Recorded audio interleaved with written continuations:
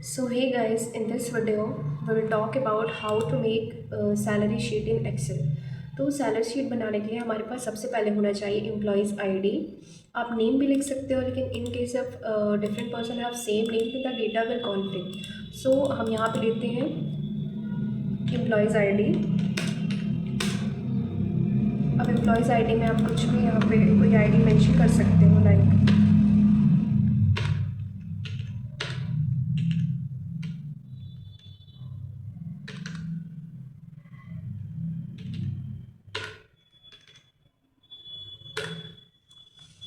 यहाँ पे जो है वो सेम आईडी हो गई है, तो हम यहाँ से इसको चेंज कर लेते हैं द नेम।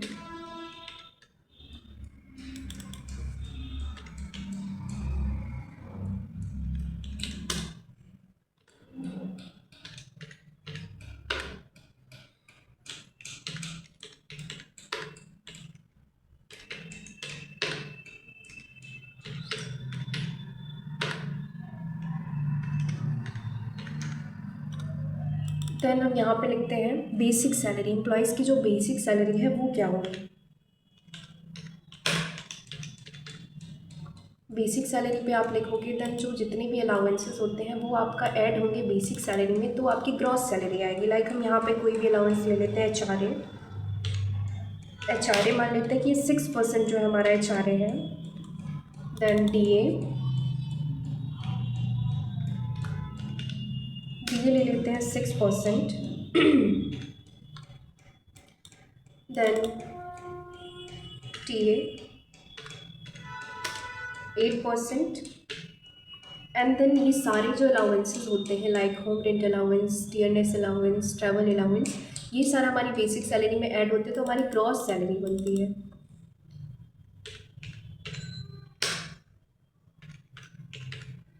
ग्रॉस सैलरी बनेगी। देन फिर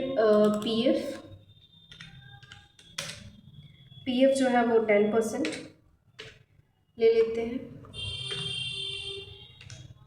देन फिर हमारा नेट सैलरी, जो आपका पीएफ होता है दैट इज़ प्रोविडेंट फंड, वो हमारी ग्रॉस सैलरी से माइनस होता है, ये डिडक्ट होता है। बाकी जो ये सारे allowances like H R A, D A, T A, ये सारा हमारी बेसिक सैलरी में ऐड होते हैं, और जो पीएफ होता है वो ग्रॉस सैलरी से माइनस होता है।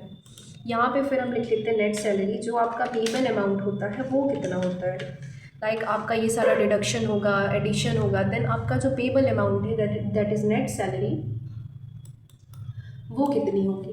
देन यहाँ पे बेसिक सैलरी हम कुछ भी ले लेते हैं, लाइक 60,500, 60,400, 60,800, 60,200, 60,700। देन अब एच आर ए, तो एच आर ए जो होता है वो सबसे पहले आप क्या करोगे, इज इक्वल टू करोगे। अब आप बेसिक सैलरी को क्लिक करते हो, इनटू करते हो कितना परसेंटेज आपका एच आर ए है। आपका एच आर ए 6% है, तो आप 6% लिखो। अब जब आप इसको इंटर करोगे, सबसे पहले आपको फॉर्मूले में क्या करना है, बेसिक सैलरी को क्लिक करना है, इज इक्वल टू लगा के देन मल्टीप्लाई करना है 6% से।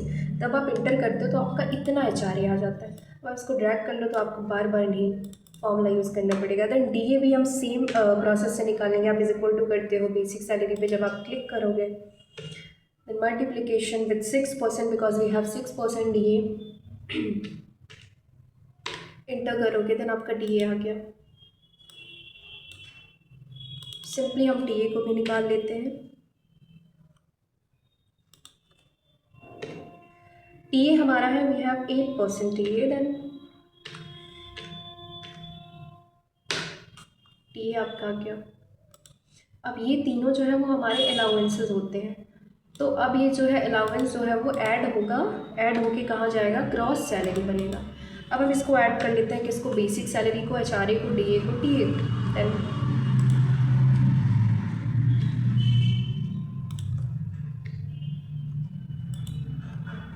इंटर किया, हमारी ग्रॉस सैलरी जो है इतनी आ गई।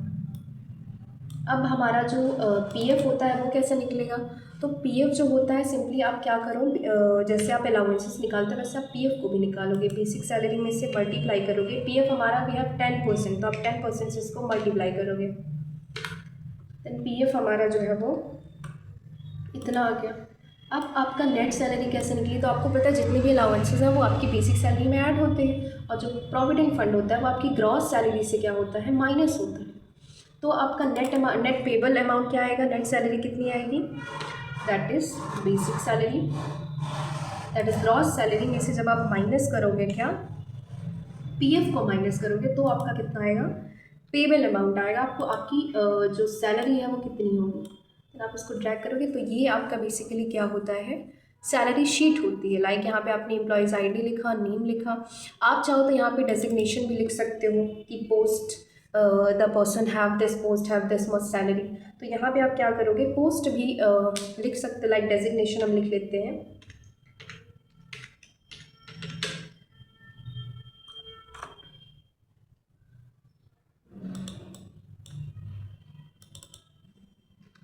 अब यहाँ पे आप कोई भी पोस्ट लिख सकते हो, like HR, staff member, assistant manager,